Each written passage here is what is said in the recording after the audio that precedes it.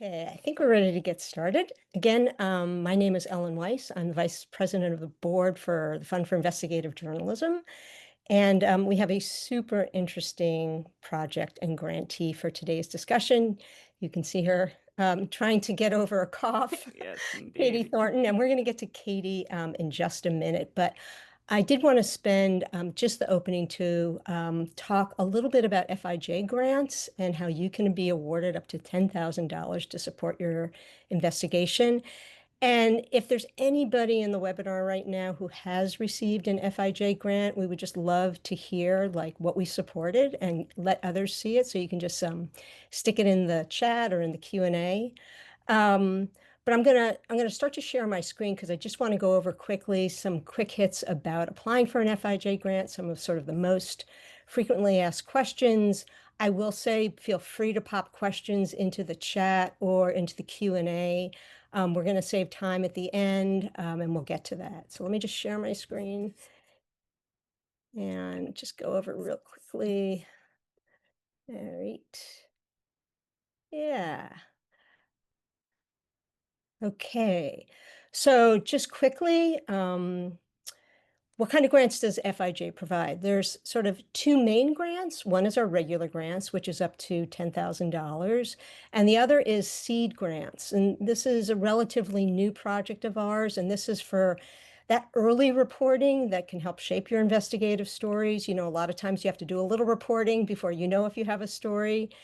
And you can always come back if after your seed grant funding. In fact, we love to see the progress of a seed grant and then award you the full grant. And then there's also follow-up grants, right? Sometimes, often, we hope that your story will lead to another story, and we can help support that as well. Um, Big question, what are we asking for? What are we looking for? What makes this an investigative journalism project? First and foremost, we support investigations, right? So we just want you to explain, what's the question you're investigating? What will you uncover, right? That is new. Most stories have been covered in one way or another, but that doesn't mean that the problem is resolved, and it doesn't mean that there isn't new information. And so we just want to know where you're going, what your new angle is, right? What initial findings have you found? We want to know that, like, you've developed enough to know what you know will make this a good investigation. And you don't have to worry. We're professionals. We're going to keep all this um, close at hand. It will be confidential. What's your investigative plan? How are you going to go about tracking down the information, whether it's public records, whether it's sources, whether it's other kinds of documents? How are you going to go about, proving that your story is true? And then a little bit about yourself, like what about you? Maybe you've covered this story before. Maybe you live in the community. There's all sorts of things that make you particularly, well suited to do this investigation, right? A lot of people ask, what should I put in my budget? What shouldn't I put in my budget? Just to be clear, all this information is on the FIJ website. But, what we'll cover are like hard costs, travel, data, a stipend. You should be paid a fair wage, for your hourly work. And I kind of tried to add a little bit of what a typical budget might look like. What won't we cover? Renting office space, buying equipment, although we will cover renting equipment. So if you need to rent a camera or something, right? Who's eligible for grants, right? Really, all journalists are eligible. Most of our grants go to freelancers, but increasingly we're seeing a lot of journalists on staff at nonprofit and even traditional media outlets, right? The one thing you need is a letter of commitment from an outlet. Now, the letter of commitments that we see often say, if this story meets our standards, we would be happy to publish it or put it in our podcast feed. So, but we need to know that it does have an outlet. Limitations on formats, not really. Today we're doing an audio project. We do print, digital, video, photojournalism, even books, as long as they're investigative. A lot of people ask about international stories. We tend to try to fund domestic stories, but there are some investigative stories that are international as long as they come from a US-based reporter or have a strong US angle, right? Maybe it's something that involves American citizens or business, or the US government is deeply involved, right?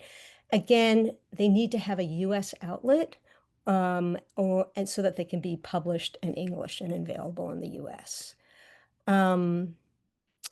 Let's go on to seed grants, right? Again, a seed grant is for that preliminary reporting. Pretty much covers costs like open records requests, initial reporting. Maybe you need to go talk to your source in person to make sure that they're really who you think they are. The seed grant application, again, we're looking for investigative stories.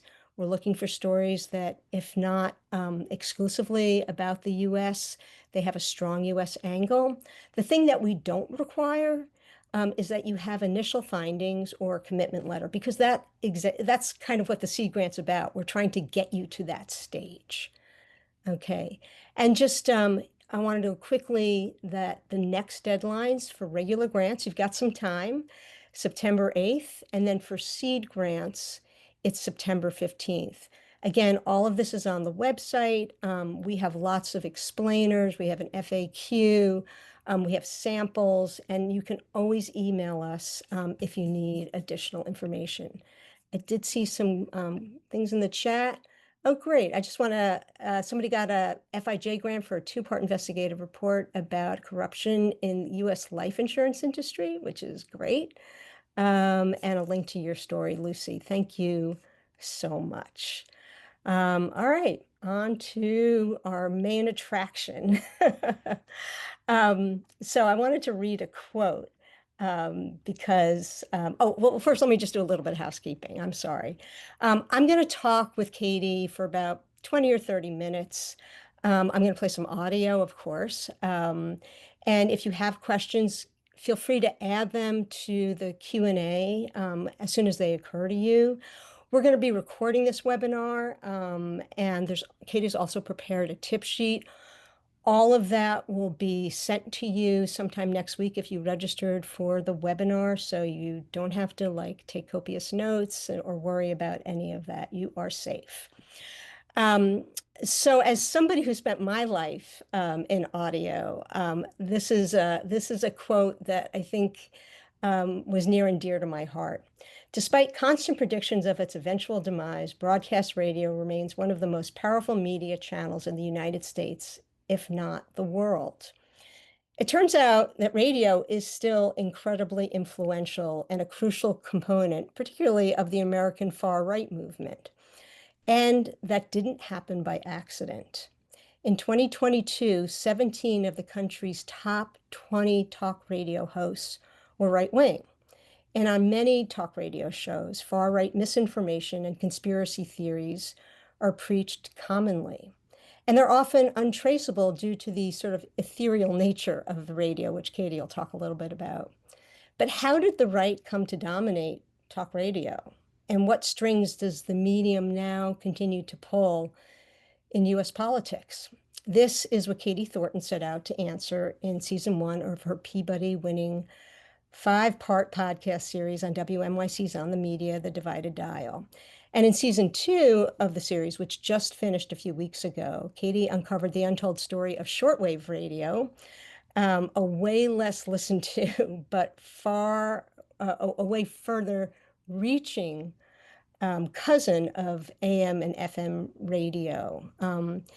Katie's series is very cinematic. She does an amazing job, like uncovering archives. It's very, very rich. And she shows how shortwave went from a propaganda tool for governments to a propaganda tool for the right-wing extremists and cults. She not only reveals why some listeners and pirate broadcasters are getting back into this dying medium, but also now why Wall Street has been quietly trying to gain control of this often ignored stretch of our public airwaves. Katie's been a freelance journalist in print and audio since 2008. Her work has appeared in everything from The Atlantic, Rolling Stone, The Washington Post, and in audio, 99% Invisible, NPR, BBC, Minnesota Public Radio. On her website, Katie calls herself an archive sleuth whose background in history informs all my work with an equal dedication to finding the most intriguing and least heard from interviewees today. And that is really true. All that is on full display in this series. So, Katie, I got to ask first and foremost, how did you get turned on to the story? Yeah, sure. Well, thank you so much for having me, Ellen, and thank you so much to everybody who's taking time out of their day to come and listen to this webinar. I am a big fan of FIJ and really grateful to have received support from you all and to be here. How did I get turned on to the series? I love radio. I have loved radio since I was quite young. I grew up in Minneapolis, Minnesota, and I just sort of fell in love with the medium pretty early, even though I also sort of grew up in the internet era and the sort of early internet era. There was something really magical about the sort of place-based nature of radio to me. I would wake up early in the morning when I was in junior high and I would tune into the local college station and they had like a junior high program and I would hear my friends bringing, yeah, all this amazing music out to this sort of invisibly connected community. And I just sort of fell in love with it at a very early age. I've sort of seen the beauty that radio can have and the power it can have to bring people together. And then I've also listened to a lot of radio, and so I know that it isn't always necessarily living up to its potential as this sort of educational, informative, community building tool, media tool. Um, Radio is still a very, very widely popular medium. It's very, very well trusted, and it's listened to kind of surprisingly, like across all sorts of demographics, including age groups. For me, that's always been abundantly clear. I grew up in the Midwest. I grew up in a part of the country where people spend a lot of their time in their cars, and where there isn't necessarily like a huge influx of other media, especially in other parts of the Midwest. Minneapolis is a great media town. But, I've seen this medium sort of influence people throughout my life in ways that are, I think, often sort of underreported. I think the medium gets overlooked as a somewhat geographically and classed medium. Great. I think many of us in journalism have heard about the fairness doctrine. Like it's the thing that requires broadcast stations to have some degree of ideological balance in their coverage and to sort of present multiple sides of a controversial topic. But all that changed under Ronald Reagan. And can you explain what that meant for the growth of right-wing media? Because again, these things didn't just happen by accident, right? How the federal government sort of helped give rise to sort of this place where we're in now with one-sided opinions on the radio without equal time for other views. Yeah, absolutely. And the first season of this series really sort of looks into, as you said, the fact that it wasn't just by chance that the right came to dominate AM and FM talk radio. There were regulatory and deregulatory decisions. You mentioned the end of the fairness doctrine, which was a policy that was put in place, as you said, to sort of have a bit of a balance of perspectives on the airwaves. This was put in place at the end of the 1940s, after World War II. During World War II, there had actually been like a blanket ban on editorializing, and then the federal government reversed course after that and said, not only do you have to broadcast, important sort of newsworthy topics, you also have to broadcast a variety of perspectives on them. That was sort of how the Doctrine came to be. A lot of people know the end of the Fairness Doctrine under Reagan as something that helped right-wing media explode because there was no longer this sort of requirement to have counterbalance. But I also want to point out that it wasn't just that deregulatory decision that allowed the right to sort of get onto the radio waves. Back in the late 40s and early 50s, the regulatory decision of creating the Fairness Doctrine is actually what initially sort of led to a boom of conservative voices, especially in the 1950s on the radio dial. They used the Fairness Doctrine as a way to sort of get uh, ultra sort of conservative perspectives onto the airwaves. So, the right has used regulatory decisions, they've used deregulatory decisions to sort of make sure that they find a home on the radio dial. So initially, a lot of people on the right side of the political spectrum were quite large fans of the fairness doctrine. But eventually it really did become used to promote civil rights, to sort of get a variety of perspectives that had not been included in mainstream media out over the airwaves of television and radio. And that's when the perspective often sort of on the fairness doctrine sort of changed for a lot of folks on the far right side of the political spectrum. Yeah, yeah, it was really sort of it was like the boom of where you saw, um, all these news shows that were sort of discussions with a variety of, whether it was Meet the Press or 60 Minutes or public broadcasting even for sure. Um, Absolutely. so your first season of The Divided Dial, you trace the roots of a company I had never heard of. I'm embarrassed to say, given the, like the behemoth that it is, but it's called the Salem Median Group. And you discovered how it has come to have this sort of outsized political influence. And to set the scene, I'm going to share my screen again because I want to play a little bit of audio.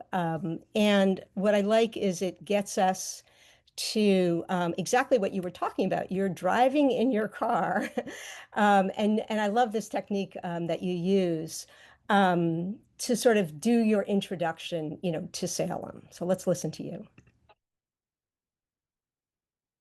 From my home in Minneapolis, I can tune into 4 different Salem stations. Philadelphians and New Yorkers, you have 2 apiece. Portland, Oregon has 6. Little Rock, Sacramento, Atlanta, 4 each. 5 in Dallas. And that's only a fraction of Salem's stations. They have conservative talk stations. On Philadelphia's AM 990.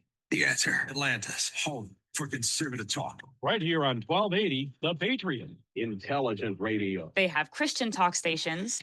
980 The Mission, the Twin Cities Christian Voice. ADR 98.3 FM, The Word. You are on the men's show. And Christian music stations. 104.7 The Fish.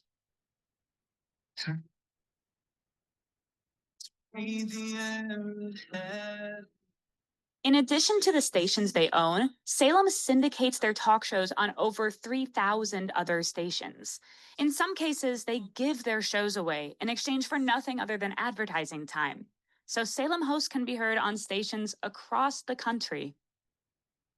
So, Katie, tell us a little bit about this behemoth. Yeah, a lot of people know what used to be called Clear Channel, iHeart Media Group, which is a sort of large station owner and syndicator of programming around the country. And they do have a lot of conservative hosts. And I think they've gotten a lot of media attention, rightfully so. But I hadn't seen a lot of people paying attention to this group, Salem Media Group, Salem Radio Network. Salem is sort of like, I guess for lack of a better term, sort of like B-list conservative celebrities. I think they often sort of go unnoticed in a lot of the mainstream media, but they're very, very influential elsewhere, including, I hear them all the time where I live here in Minneapolis. But it isn't just a Midwestern phenomenon. It isn't just a sort of central U.S. phenomenon. As you heard in the clip, these are also coastal stations. They have stations all over the country. And they use radio sort of as a platform from which to launch this multimedia empire. They have now a very, very robust podcasting platform that they sort of share content easily between the broadcast radio and the podcast. Charlie Kirk, who a lot of people are familiar with, is a Salem radio host. You have Dennis Prager, Hugh Hewitt, Dinesh D'Souza, who is the person behind the 2000 Mules documentary, which they got into a little bit of trouble eventually. But as you also heard in that clip, oftentimes Salem sort of gives their programs away to stations and all over the country, not just the stations they own, but they syndicate their programs in exchange often for nothing other than just the advertising. And so people aren't even necessarily having to buy these shows from the company. It was a model that was sort of pioneered by Rush Limbaugh in the 80s and into the 90s to really get his voice plastered all over the country. Again, just sort of pushing back on this idea that this is just consumer choice. This is just what people want to listen to. It's much more economically and politically strategic than that. And Salem, this series, the first season of this series came out in late 2022. Salem, like a lot of radio companies since then, has had some bumps in the road, but this past year was very successful for them. They are growing. They've recently re-signed an exclusive podcasting deal with Laura Trump. They just brought in Don Jr. as sort of an investor and a media collaborator, a partner. So they are very much continuing to grow sort of outside of just beyond the radar of a lot of the mainstream media. Cool, great. And let me just say, like, if anyone has a question about doing an investigative podcast, I'm going to talk a little bit more about that, but please just put it in the chat because Katie's done quite a few, and it's a little bit of a different beast, and so you might have some questions about it.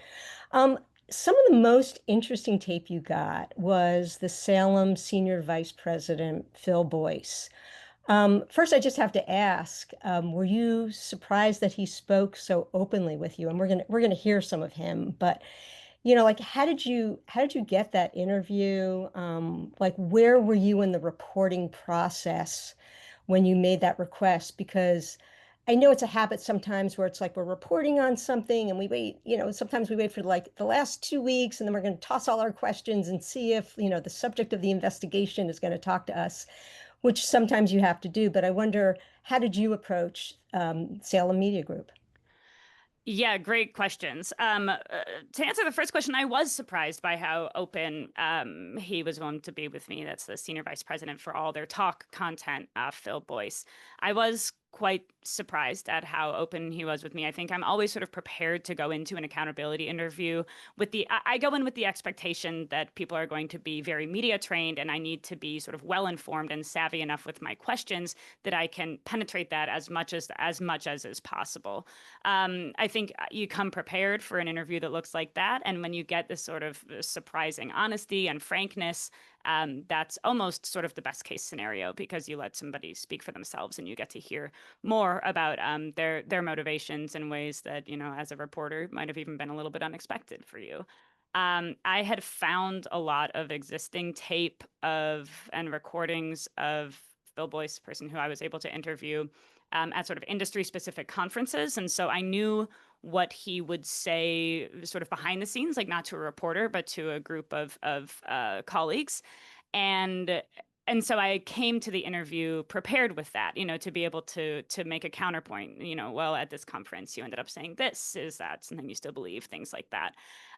So I did come into the interview very prepared. In line with that, when in the reporting process did I reach out? As you mentioned, it is sort of always this challenge to find the balance of like, you want to come in incredibly well prepared. The last thing you want with an accountability interview is to find something very important after the fact. And you perhaps missed your opportunity to ask about it. So I did reach out, not late in the process, but after I was convinced that I had really, really done my diligence in my reporting. And I reached out many, many times. I got a lot of voicemails. I got a lot of no's. I got a lot of silence. And then finally, after many emails and many voicemails, somewhat unexpectedly, I got an email back saying we could do an interview and had to take that opportunity. Cool. And he was super candid in what he He revealed was. about the company, how it operates inside and outside the media world to spread their influence. And I'm going to play a cut from your interview. You were asking him about how the company, which is a publicly traded company, um, sort of as as someone who came from public media, put mission in front of profit. That's unusual for a publicly traded company. And so here's what he told you about that. Let's see. Whoops. Let me go back. Sorry. Where's my audio? Let's get, sorry. No, what's going on? Oh no. Okay. Give me one sec. I don't know what I did here. Okay. There we go. Okay. Does Salem leadership feel Whoops, that those sorry. Wrong cut. That's my next cut. Let's try this one. Okay. There is something different about Salem that I think you need to understand. The difference with Salem is, even though we always want to make money, and we do make money, we're in this to save America. We have found that the most profitable route is the route that's consistent with what we call Salem worldview. Look, if we don't make a profit, it doesn't give us an opportunity to do the things that we want to do. So we don't ever go out and intentionally lose money. Everything that we do is intended to make money. Yeah, but what's interesting to me is I think what you revealed is the company has sort of built a business model on spreading lies. On the public airwaves, right? As you said, and I'm sure you'll explain this a little bit more, but Salem Media was the company behind the book and the film 2000 Mules, which alleged a widespread conspiracy by Democrats to steal the 2020 election. It was embraced by President Trump. It's been widely debunked by law enforcement and others. They ended up having to settle with one of the voters they falsely accused of illegal voting. Um, I'm going to just play your exchange with Boyce about this film, and then we can talk about it because I really liked kind of how you pushed him on it as well. Does Salem leadership feel that those claims of election fraud are factual? I don't think we have an official statement on that, other than to say that shenanigans were played in the election. You can take different opinions about it, whether or not it was enough to overturn the presidential election. Our opinions are just that. They are opinions. My hosts are paid to express their opinions. You mentioned this is a matter of a differing opinion. Do you feel that this is then a matter of opinion rather than fact? Let's talk about opinion versus fact. One of the things you said in your email to me was you wanted to ask me about misinformation or disinformation on the part of my hosts. And I responded that what some people on the left call disinformation or misinformation is nothing more than a disagreement of opinion. It's a matter of opinion. My hosts have the right to investigate and look at a particular situation, come up with their conclusion, and state their opinion. And it's not right to call that disinformation and then try to silence that information. Imagine how boring this country would be if there was only one opinion allowed. Of course. But respectfully, I would say in my listening, I found that hosts are not necessarily sharing these assertions of election fraud as a matter of opinion. They're sharing them as a matter of fact, saying, we have this proof. There's a section within 2000 Mules where Dinesh D'Souza is sort of recapping the facts about widespread coordinated election fraud, not opinion, but facts. Do you think that listeners understand that this is opinion? Well, it is opinion based on what my host believe to be factual. We don't want to be wrong. We want to be right. But our opinions are what's important. And we hope that our opinions will persuade people that we're right. So talk a little bit about how you kind of managed any kinds of just emotions or reactions as you're in this interview. And he's kind of dancing around this whole idea of facts versus opinions, trying to sway people with opinions, but not dealing with like sort of the factual evidence. There's a lot more, but I thought you handled it in a way that had incredible poise and calm, and I'm wondering what it was like in the moment. Oh, well, thank you so much. I mean, one thing I will say is this was sort of before there was, they had to put out the sort of recall on what they were saying in 2000 Mules. So this was this sort of in between moment when they did ultimately sort of own up to the fact that none of this was based in fact, which they had to do after legal proceedings. They did that very quietly. They didn't necessarily come out and put it all over their on-air programs, which I think is, of course, quite telling. Um, you know, I think that I came prepared to this interview, even though I had mentioned that I sort of expected it to be a much more sort of media trained interview. I came with enough reporting under my belt to sort of know, to be able to anticipate most of the answers that I was going to receive and sort of prepare follow-up questions. One thing that myself and my editor and colleagues sort of went back and forth on is like, what do we want from this interview? Do we want a satisfying sort of gotcha moment, or do we just want to hear this man representing his company speak for himself? And ultimately, I felt that hearing from the horse's mouth, what the goals are, the profit motivations, as well as the ideological motivations, hearing that directly from the company, um, to me is much more revealing than a sort of maybe immediately satisfying gotcha style interview. I think if you have an opportunity to hear from somebody who's being quite candid, to me, I really want to take that opportunity. I trust our audiences, I trust our listeners, and I also trust the reporting that we had done up into that point in the series, to sort of build a strong foundation from which the listeners can sort of have their own critiques and understand, what he was saying. Sort of, I think that we had put it into perspective with this long history, and this was the 5th episode of a 5-part series. I think that we had put it into perspective, and that our listeners knew how to have a sort of educated and informed response to this interview material. I always try to be very intellectually honest from the very beginning about what I'm hoping to talk with people about. As you heard in that clip that you pulled, he said, one thing you said in your email was this and this. I think it's important to come to be intellectually honest with media requests. I also think that, as I say, and I think a lot of investigative reporters probably say to their sources, I do genuinely want to hear your side of the story. I'm doing this story. It will be more informative and more interesting and more well-rounded if I hear your side of the story. I think that you really like that's something that I think people say often, but I think you really have to believe it. I think you need to go in there with enough of an open mind, and enough sort of faith in your own reporting and faith in your listeners to know that this will truly be a benefit, even if you disagree wildly and can have facts to sort of counter what the person who you're interviewing is saying.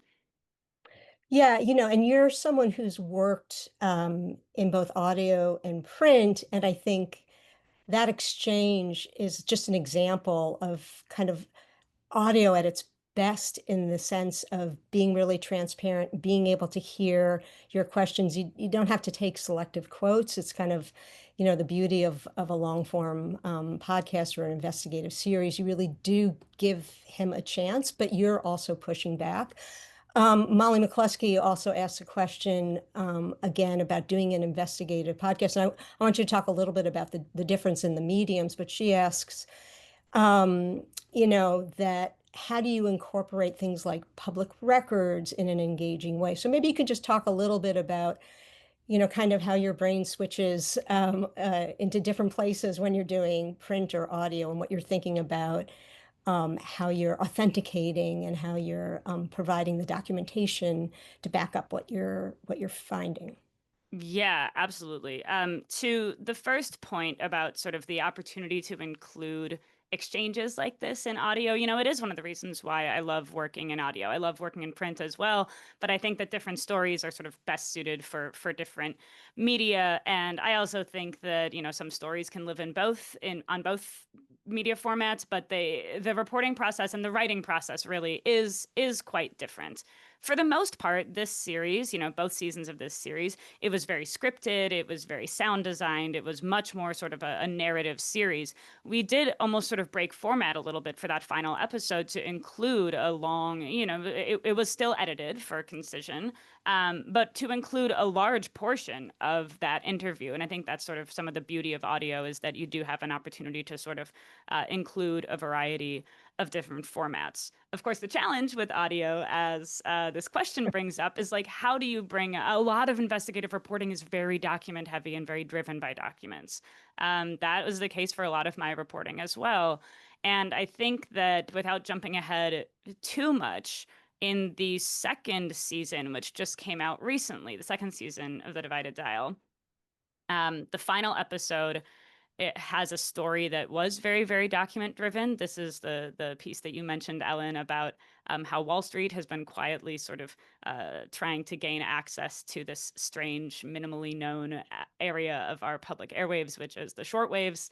And that was a very document heavy story. And so it was something I asked myself a lot, like how do we turn this into rich audio?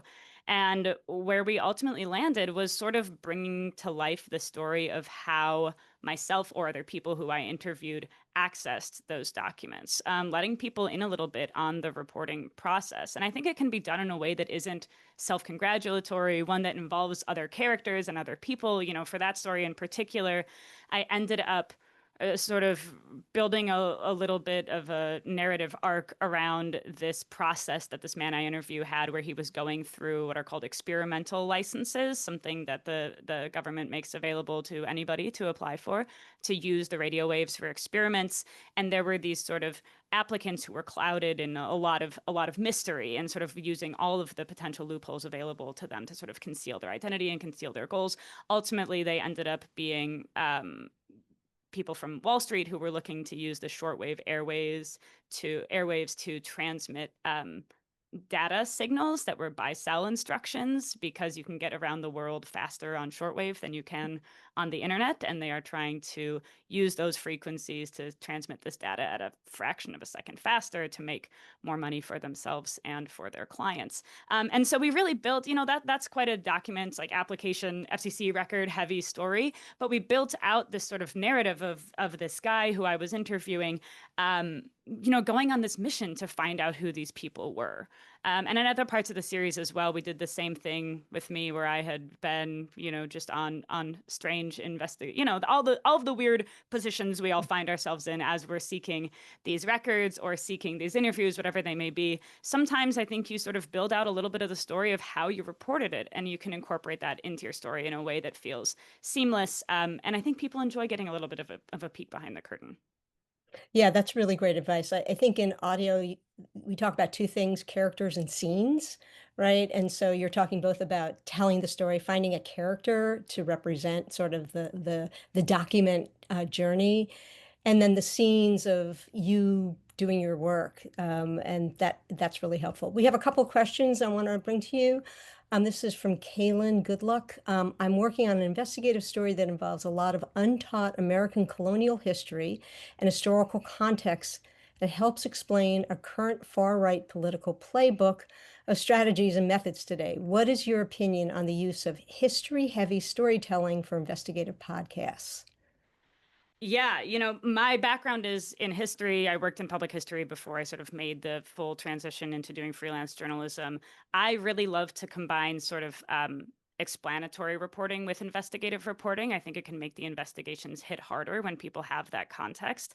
I love bringing in the historical context as well. This is a luxury of working in long form audio or long form any media format. You sort of can bring in this history to contextualize our present, which I think is really important, and as a journalist is truly like a gift to be able to do that. And so I think also in audio in particular, there's such an opportunity to bring in archival audio. We are all sort of accustomed often to looking through public records and getting physical documents, but there are so many amazing audio archives out there, formal and informal, to report this most recent season of The Divided Dial. In addition to looking at some sort of formal archives, I turned to a lot of sort of very informal web-based archives. And I also reached out to people who I found, in weird documents from the 90s, and I tracked them down into the present. And, I had one guy send me cassettes from a station that he worked at back in the 90s, where he was documenting sort of like the growth of the US militia movement on the shortwaves. He sent me these tapes that I digitized, and they had never been digitized before. And so just remembering that, like, there's so much audio out there. The challenge for me, it's like the joy and the challenge is culling through it and figuring out what to include, because I will spend like 8 hours finding a 15-second clip. And of course, the goal is always that nobody knows how much work it took. But I think that it really is like that work, I think, is what brings it to life. And I think if you have an opportunity, if you have a newsroom and an editor that is willing to let you go deep onto the history, absolutely do it. And, and let people in. To get back to the last question, let people in on that reporting process and what it took to find those archives. And I think Sally in the comment just mentioned In the Dark does this amazing. I had a note to myself to say that as well. In the Dark does a beautiful job of that, and they do it in a way that is helpful for the listener to understand, and builds the story without being sort of like self-congratulatory, for lack of a better word. Yeah, for sure. I mean, in explaining how hard it is sometimes to get things, it's part of the story of like, why is it being hidden, right? Indeed. I Sure. agree completely. Another story, a question which you might have just answered, but when presenting a story on the radio compared to a podcast, how does the medium you're using affect your approach to storytelling, besides longer? Yeah, great question. Yeah, I think it's always a matter of sort of working within the existing format. If you are working with an existing publication or an existing program, I think it's important to sort of work closely with your editors to make sure that this is going to be a sort of like seamless listen for the audiences, especially if you're working with an outlet that maybe doesn't always necessarily do investigative work, but they are going to serve as a partner or a platform for your work. I think that one of the things we asked ourselves with the divided dial between season 1 and season 2 was specifically about this difference between like making a podcast versus making a radio show. The first season we ran as a podcast. We dropped it in the middle of the week on the media podcast feed. It later ran on the airwaves, but it was sort of a modified version. The second season, we decided from the get-go that we were going to run it weekly on the show. And I would say that the main on the on-air show. And I would say that the difference in approach that we took from a podcast to the on-air show is that we wanted to make sure that the segments in the on-air show in the second season really stood up on their own, that somebody would hopefully hear all 4 episodes. Second season was 4 episodes, but that if they only happened to tune in for that week, that they would feel like they got a complete story from start to finish. With the podcast, the serialized podcast, we were able to sort of write it and produce it sort of more with the idea that people would binge it. But when you're writing for weekly radio, you want to sort of strike that balance between having something that is bingeable and that flows from episode to episode, but that can also stand alone. Yeah, that makes sense. Sally, thanks for that tip. If anyone else has other podcasts, investigative podcasts that they want to recommend, that do, wonderful jobs, whether it's with documents or data, I've heard such inventive ways of kind of turning data into sound. So just to, toss them into the Q&A. I do want to turn to season 2, which I mentioned just concluded. You focus on shortwave radio. I am old enough to not only know what it is, but I actually used to travel with a shortwave radio on my many field excursions around the world. But I suspect most of the audience may not exactly know what it is. So maybe briefly just tell us what shortwave radio is and like why you were interested in digging into it. Yeah, shortwave radio is a different sort of type of radio than AM and FM. You need a separate receiver to be able to pick it up. They're not expensive, but they're not as common. Shortwave is a sort of lower fidelity, like much crappier sounding type of radio. But the thing that is kind of remarkable about it is that thanks to this sort of quirk of science, you can pick it up very, very, very far away. So whereas most radio transmissions, like AM transmission, is primarily line of sight, like a radio signal will go from the top of a tall tower into your receiver, maybe up to 75, like maybe 100 miles away if you're lucky. The way shortwave works is the station will launch a radio signal off the top of the tower into the sky. It will ricochet off of the ionosphere and come back down to Earth thousands, hundreds, thousands, sometimes 10,000 plus miles away. And so you can hear broadcast material from very, very far away. I sort of knew about shortwave as this kind of Cold War medium, something that was used as almost a perfect sort of tool for news and propaganda because it can reach very far distances. You didn't need a local partner to transmit these signals. It's also very difficult to jam. But what I came to find out, thanks to a tip that somebody gave me after hearing the first season of The Divided Dial, is that shortwave broadcasting is still very much a thing. They told me about a very particular, unique station that I ended up going to for the second season with the support of the Fund of Investigative Journalism. And also that this medium ended up shaping a lot of the global and domestic politics of the 20th century in ways that I had never known. And also sort of, it was this medium that was instantaneous and international and ended up sort of giving the far right a lot of practice in the pre-internet years. And it was a place where they honed a lot of skills that they ultimately took to the internet. Yeah, it's gone from a propaganda tool of governments to a different kind of propaganda tool. Like you said, you uncovered today that like most of shortwave has sort of been left to the most extreme voices. You make this pilgrimage to this very small town, Monticello. I don't know if they pronounce it Monticello or Monticello, Maine. It's home to one of the world's farthest reaching radio stations because the station has given all these extremists a home. I'm going to share my screen one more time and play the last clip. Um, this is you speaking with the founder of WBCQ. This is the small station in somewhere in Maine, and Alan Weiner, who I guess is the founder of the station. Let's hear him talk just a little bit, and then you can tell us about the station. Folks bought airtime to play niche music shows, classic rock, deep cuts, even old wax cylinders and 78s. But as Alan quickly discovered, when you advertise yourself as a haven for free speech on a medium that was already home to militia leaders and extremists, that's who shows up.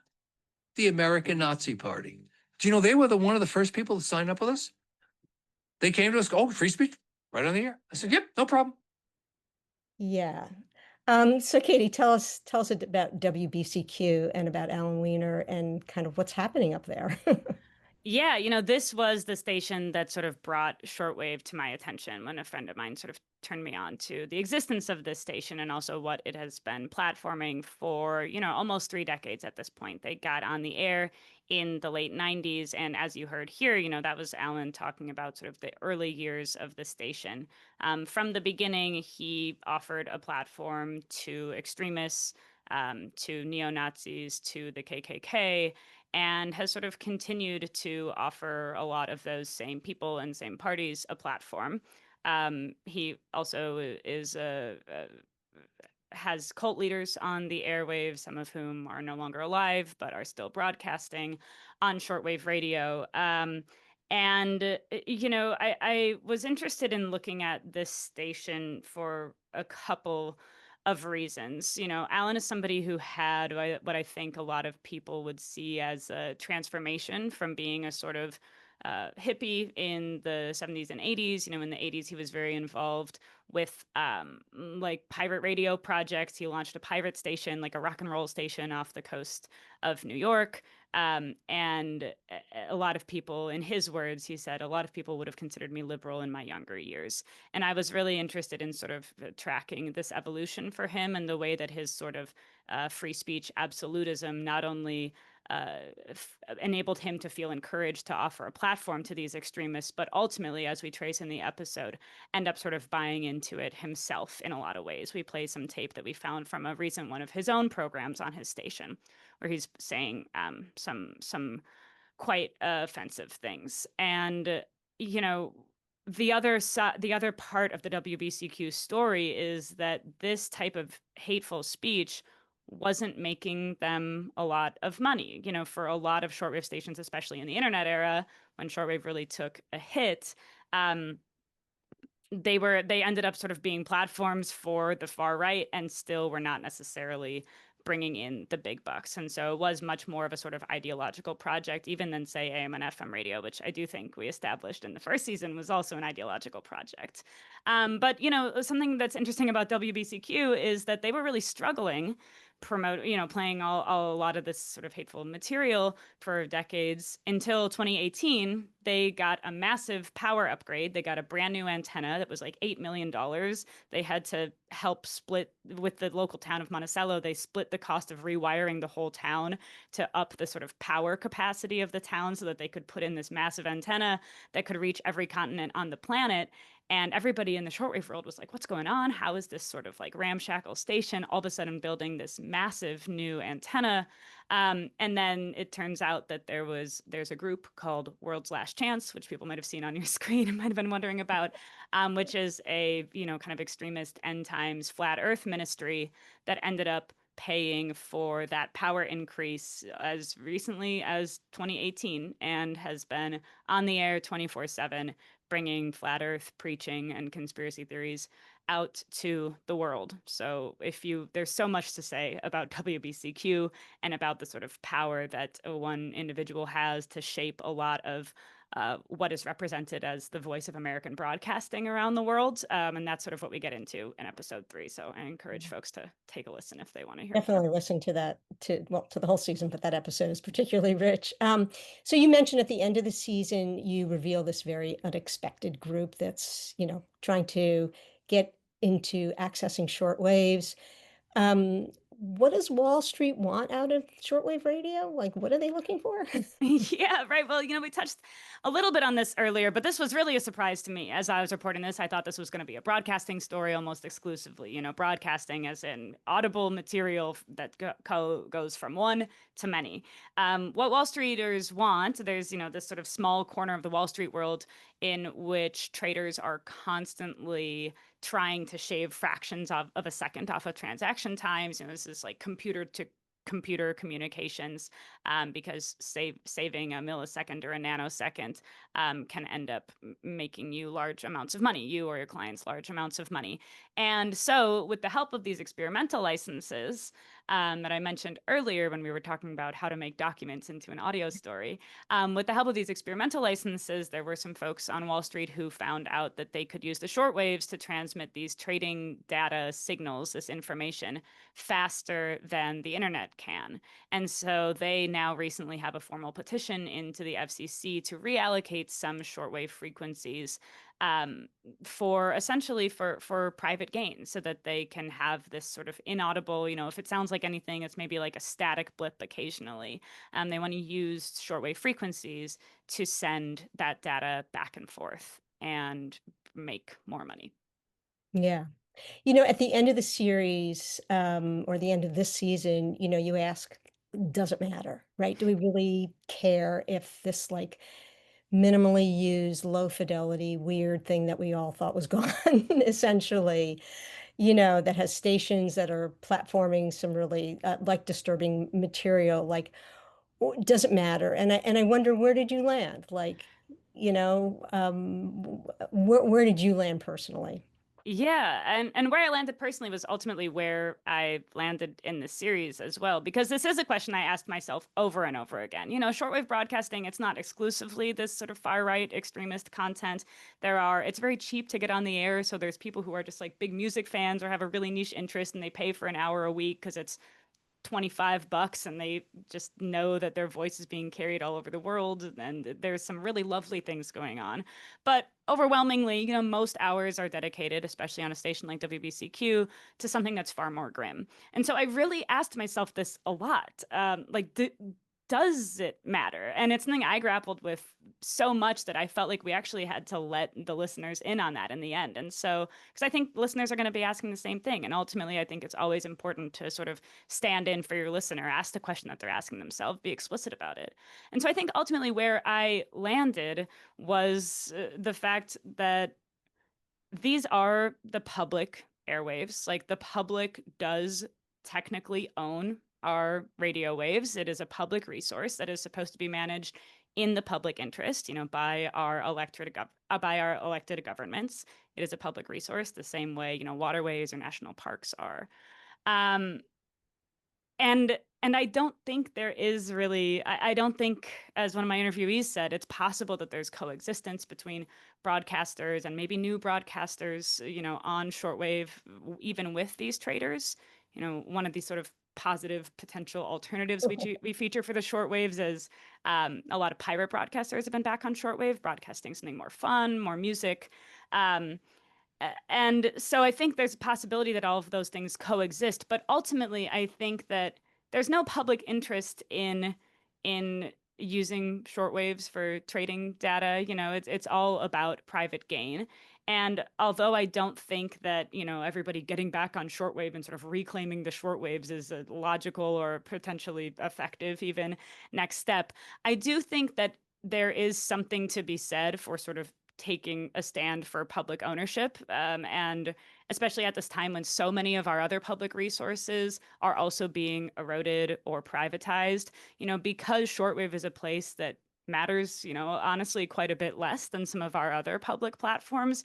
It does almost seem like the perfect place to practice in some ways. Many, many years ago, I remember I was sort of involved. I submitted my first a petition to a federal agency, and I got a response, and I felt for the first time like I was engaging in a democratic institution outside of voting, and I felt empowered in a way that I didn't know I could feel in this country. And I do think there is something valuable in recognizing that, we do have a say in theory over our public resources, and that there are ways to sort of take a stand for public ownership. Even if it's not the most effective, it can sort of wet people's whistle for public advocacy. Thank you. One of the really interesting things that you and On the Media did during this process was you made On the Media available in this space, right? You put the show out there, which I thought was really cool. It was kind of a again, it was sort of a move towards transparency, in this case, towards the people you were reporting on. What did you hear from listeners about that? Like from the listeners of Shortwave about hearing On the Media in the midst of all this other muck? Yeah, and all credit to On the Media that they were up for that. They were really excited about that idea. And we asked people to sort of leave us voice memos with their shortwave story and what they like about the medium. And what it revealed to me, I think, is that there's a really big difference between the loudest voices on these platforms and the listeners and the sort of the folks who are listening to this medium. I think there's a lot of parallels to bring up with the internet there as well. That like the loudest voices are not representative of necessarily of the masses. I think I went into this reporting process seeing what was on the shortwaves and sort of making sort of assumptions about who the average listener was, and I was quite wrong. And being able to reach out in that way helped me learn about more of the sort of variety of people who were listening and the perspectives that they were bringing to it. We got a lot of really positive feedback on the show. Cool. That's wonderful. Yeah, it was really interesting listening to people be like, "Oh, the show is actually pretty good." Yeah, it, it was Um, it was a yeah. really nice experiment. And we got the occasional like take your commie crap back to NPR, but as we expected as well, and I will take that. I appreciate that. It was an email that said that, otherwise I would have included it in the series, but they didn't send a voice memo. So Cool. Well, I'm going to bring it back to FIJ and to your grant. And I wonder, as we're bringing this to a close, if you could just offer one piece of advice or encouragement to people who are thinking about applying for a grant. yes, FIJ makes a lot of resources available to applicants, which I deeply, deeply appreciate. I mean, you all have office hours, you have seed funding grants, you have webinars like these, you have tip sheets from previous grantees. Make use of what FIJ makes available to you as an applicant, and go to those office hours, watch those webinars. I mean, I know I did when I first applied for FIJ grant years ago, and when I was, I've been rejected from pretty much every grants I've ever applied for as well. So, not to lose hope and to turn to the office hours. My first time applying to FIJ, I didn't receive a grant. I went to office hours. I learned more about the organization and ultimately have been able to receive a few grants from you all now. So just use the resources that you all make available because they're fantastic. Awesome. And we really do encourage everybody to apply for a grant and to seek help if you don't know, like, if your idea is ready for prime time. Katie has put together a tip sheet for doing this kind of reporting in your community. We'll post it on FIJ. Katie, thank you so much. Again, everyone who registered, you'll be getting an email from FIJ sometime in the next week or so with a link to the recording of the webinar and the tip sheet. Again, a few important reminders: regular grants, the deadline is September 8th.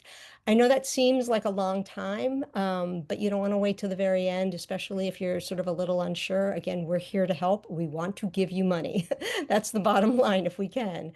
The seed funding, the deadline is September 15th. And so again, it seems far away, but it's not. As Katie said, if you have questions about applying, you want to make a suggestion for a webinar, you can email us at grants@fij.org. And again, if you go to the FIJ website under resources, there's videos, there's FAQs, there's a bunch of stuff to help you. So thank you for joining us, Katie. Thank you so much. I really highly encourage people to listen to this series. It's great in the car if you're going on a long summer trip. It's fascinating. It's beautifully produced, and it takes you deep into a world that you might not have experienced otherwise. So thank you again, and everyone have a wonderful weekend, and stay cool if you're in the heat wave. Take Take care. Bye-bye. Thank you all. Thanks for the questions.